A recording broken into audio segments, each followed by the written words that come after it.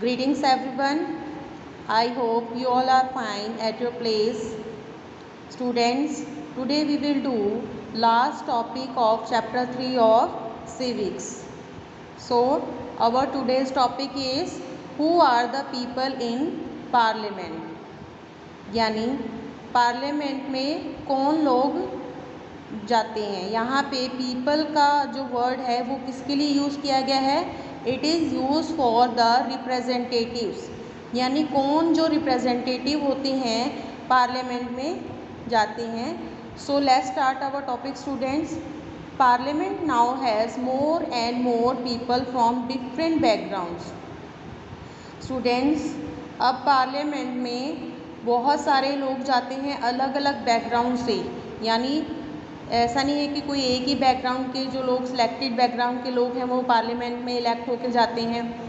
लेकिन ऐसा पहले होता था कि कुछ ही कैटेगरी के या फिर कुछ स्पेशल जो कम्युनिटी के लोग हैं वही लोग चुनाव में खड़े होते थे और जीतने के बाद वो पार्लियामेंट में जाते थे। लेकिन अब सिचुएशन जो है वो चेंज हो चुकी है। अब अलग अलग बैकग्राउंड के जो लोग हैं वो चुनाव में अपना चुनाव जीतने के बाद पार्लियामेंट में जाते हैं। ठीक है, for example there are more rural members as also members from many regional parties. लेकिन अब जो गांव के एरियाज़ हैं वहाँ से भी मेंबर्स जाते हैं एंड अलग अलग रीजनल पार्टीज़ की, यानी क्षेत्रीय पार्टीज़, जो ज़रूरी नहीं है कि जो MLAs या MPs जा रहे हैं उसमें जो MPs मेंबर ऑफ पार्लियामेंट में जा रहे हैं वो रूलिंग पार्टी के ही हों या फिर मेन पार्टी जो अपोजिशन पार्टी है उसी से हों, वो अलग अलग रीजनल पार्टीज़ के भी हो सकते हैं।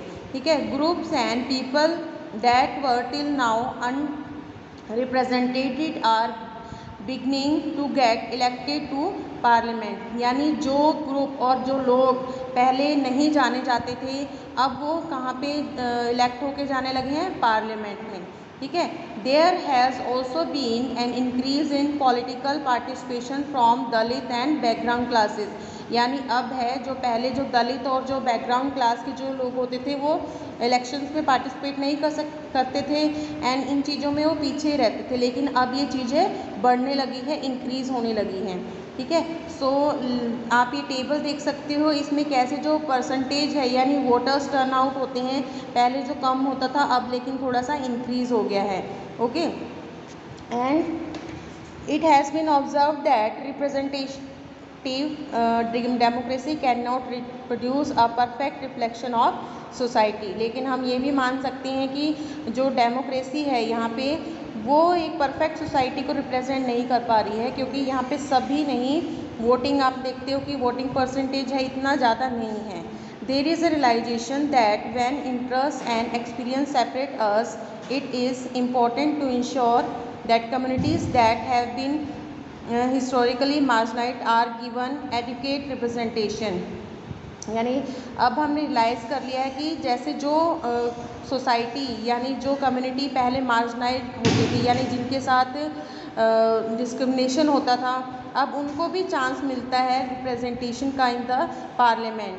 And with this mind some seats are reserve in parliament for SC and STs, यानी अब जो है पार्लियामेंट में कुछ सीट्स रिज़र्व होती हैं, रिज़र्व यानी कोटा होता है, फिक्स होती हैं ST और SC कैंडिडेट के लिए। देखो हमने जब हम पेज नंबर 41 पे ये मैप दिया हुआ है इसमें टोटल सीट्स की दी हुई है आपको कि 543 सीट्स हैं टोटल हमारी इसमें, जिसमें से जनरल कैटेगरी की कितनी है 412 एंड SC शेड्यूल कास्ट यानी ठीक है उसके लिए कितनी है 84 है एंड ST शेड्यूल ट्राइब्स यानी जो ट्राइबल पीपल होते हैं आदिवासी वगैरह होते हैं उनके लिए 47 है। बट ये जो डाटा है ये चेंज होता रहता है। इसको कलर से देख सकती हो आप, जो ये कॉन्स्टिट्यूएंसीज दे रखी हैं इंडिया की कॉन्स्टिट्यूएंसीज हैं ये मेंबर ऑफ पार्लियामेंट के लिए जो इलेक्शन होता है उसके लिए है। और इसमें जो ग्रीन कलर यानी जहाँ जो भी ये कॉन्स्टिट्यूएंसीज हैं यहाँ से ऐसे कैंडिडेट ही इलेक्ट होंगे और जो ब्लू कलर है वहाँ से जो है शेड्यूल कास्ट और जो पिंक कलर है वो किसके लिए? जनरल कैटेगरीज़ के लिए है। तो ये पहले ही डिसाइड हो जाता है कि कौन सी सीट कौन सी कैटेगरीज़ के लिए होगी। ठीक है, तो इससे क्या फ़ायदा होता है, इससे हमारी जो सोसाइटी में है डिस्क्रिमिनेशन यानी भेदभाव ख़त्म हो जाता है कि क्योंकि पहले क्या होता था, सिर्फ एक ही कैटेगरीज़ या एक ही कम्युनिटीज़ को प्रेफरेंस दी जाती थी, लेकिन ऐसे अगर कोटा या फिर आप बोल सकते हो रिज़र्व कर दिया जाता है सीट्स को, तो सभी को चांस मिलता है. Okay, and this has been done so that MPs elected from this constituency will be familiar with and can represent Dalit and Adivasi interest in the parliament. ऐसा इसलिए किया गया है ताकि इन कॉन्स्टिट्यूंसीज से भी रिप्रेजेंटेटिव आए और वो दलित और आदिवासी की जो लोगों की जो डिमांड है, इंटरेस्ट है या उनकी जो भी बात है वो पार्लियामेंट में रखी जाए सभी लोगों के सामने. ठीक है. और ऐसे ही similarly it has more recently been suggested that there should be reservation of seats for women also. यानी अब ऐसा भी रिसेंटली ये भी सजेस्ट किया गया कि पार्लियामेंट में विमेंस के लिए भी सीट्स जो है रिजर्व होनी चाहिए, क्योंकि बहुत कम जो सीट्स होती है विमेन के लिए होती हैं 60 सगों ओनली 4%, यानी 60 साल पहले सिर्फ 4% ही जो विमेन होती थी वो पार्लियामेंट में जा पाती थी. लेकिन अभी धीरे धीरे जो परसेंटेज है बढ़ रही है, लेकिन अब भी 10-12% तक ही है.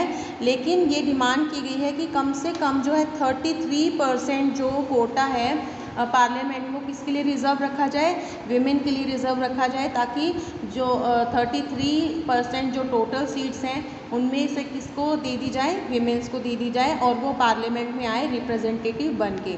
Okay, so student, this we have completed our chapter number 3 of civics, and next chapter we will do in next video. Okay student, have a nice day.